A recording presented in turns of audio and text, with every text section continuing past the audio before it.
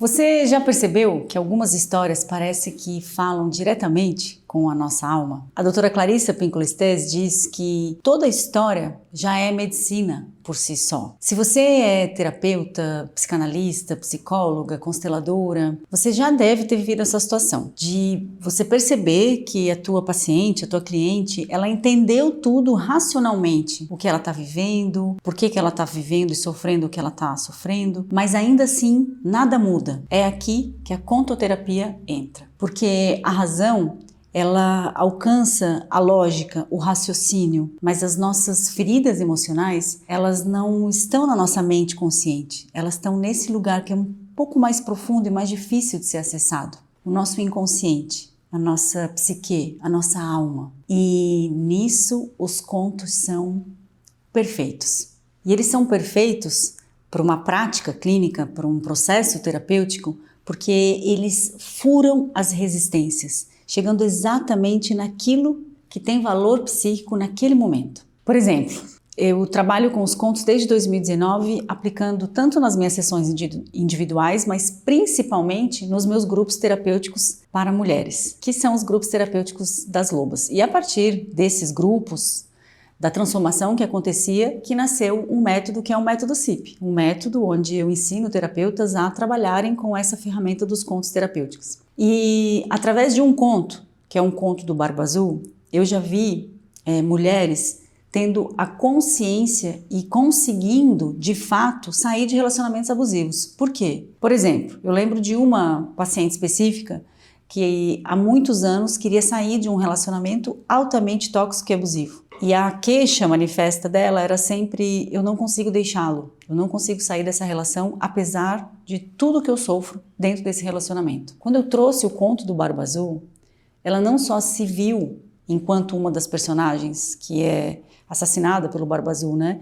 Mas ela viu também o desfecho, da onde aquela escolha dela, da onde aquele lugar onde ela ocupa vai levá-la. E nisso, os contos funcionam sempre como um mapa, que vão dando uma perspectiva, que tiram, né, o sujeito, o paciente, a pessoa que você está trabalhando, tira essa pessoa do lamento, da reclamação, da queixa e vai dando possibilidades, vai dando perspectivas. À medida que eu fui trazendo a história, que a gente foi trabalhando com o conto do Barba Azul, essa paciente específica ia se dando conta de onde as escolhas dela a levaram, do que ela precisava fazer agora para sair desse relacionamento, para se fortalecer, para não repetir esse padrão em outros relacionamentos, porque a gente sabe, por exemplo, né, que nesse contexto, mulheres que buscam parceiros abusivos tendem a repetir esse padrão nos próximos relacionamentos. E o conto ajudou ela a se perceber, a perceber da onde ela permitia que aquele abuso se perpetuasse na vida dela. Da onde vem isso? Por que uma mulher aceita, né, ser tratada de um jeito onde ela perde a dignidade, perde, enfim, o respeito na troca, no vínculo, e simplesmente se resigna com isso? O que tem aqui? E o conto do Barba Azul, ele é perfeito, porque ele faz a mulher entender, né, que um abusador ele só se instala na vida dela porque dentro dela tem um aspecto abusivo que foi internalizado talvez em algum momento do desenvolvimento dela, mas que está ainda no inconsciente. Então, são meses atendendo uma paciente com a mesma queixa, tentando fazê-la enxergar onde as escolhas dela estão levando, né?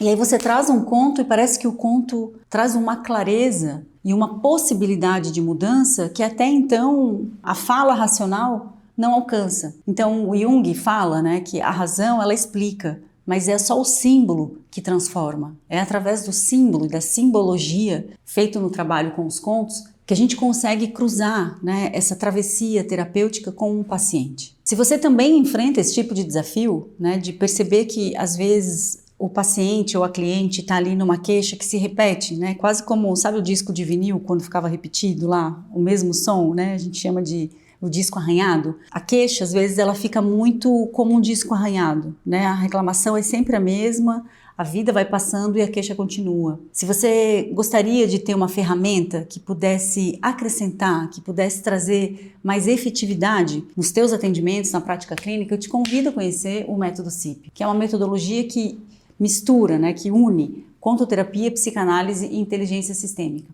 Aqui embaixo eu vou deixar um link que vai te direcionar para uma página com todas as informações sobre essa metodologia. E obviamente um dos tripés teóricos dessa formação, que é a formação do método CIP, ela conta com a psicanálise. Porque lá em 1900, quando Freud então fala sobre a interpretação dos sonhos, ele diz que o nosso inconsciente ele se manifesta através de símbolos. E é aqui que está a riqueza e a potência de um conto terapêutico.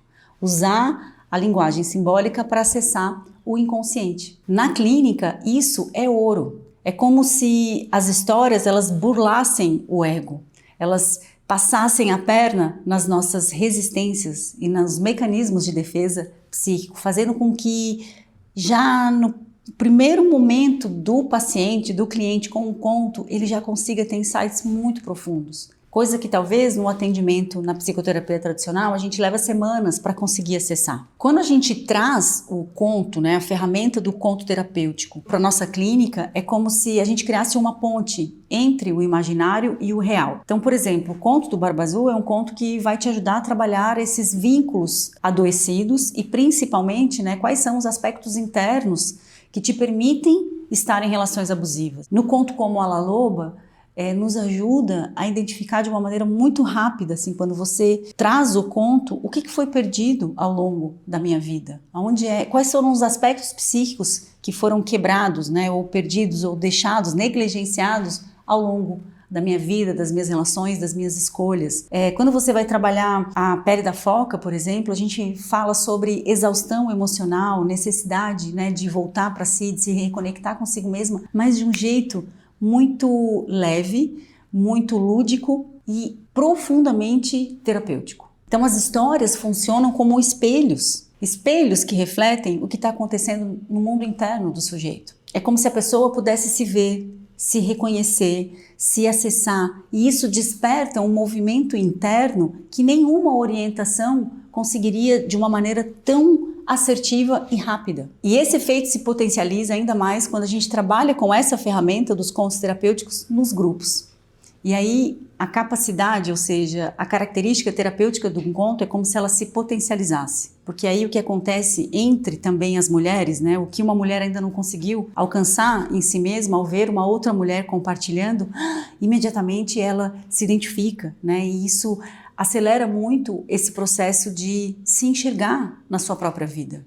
Porque a gente sabe, enquanto terapeuta, que as respostas, os problemas, eles não estão fora, eles estão dentro de nós. É a maneira com que a gente lida com isso, é a maneira com que a gente aprendeu a se relacionar com a nossa vida, com as nossas relações e com os nossos problemas. Então o conto, ele faz essa mudança interna, ele faz com que a pessoa possa de fato se ver, se espelhar através da narrativa, dos personagens e da história. Sem dúvida nenhuma, a contoterapia é um convite para acessar a linguagem da alma. Enquanto talvez muitas abordagens buscam performance na clínica, na prática, a contoterapia e os contos buscam sentido. Se você é terapeuta, psicanalista, consteladora, terapeuta integrativa e quer aprender a trabalhar com os contos de uma maneira íntegra, ética, trazer isso para a tua clínica ou ainda conduzir grupos com essa ferramenta, eu te convido a conhecer a formação do método CIP, o link está aqui embaixo, ou você pode também mandar perguntas aqui nos comentários que vai ser um prazer corresponder. Para saber um pouquinho mais sobre como trabalhar com os contos, eu já gravei um outro vídeo onde eu falo do conto do Patinho Feio e como a gente pode trabalhar esse conto não só com adolescentes, mas também na narrativa das mulheres. Aqui está o vídeo, em algum lugar aqui, é só você clicar e continuar assistindo. A gente se vê no próximo vídeo. Até lá!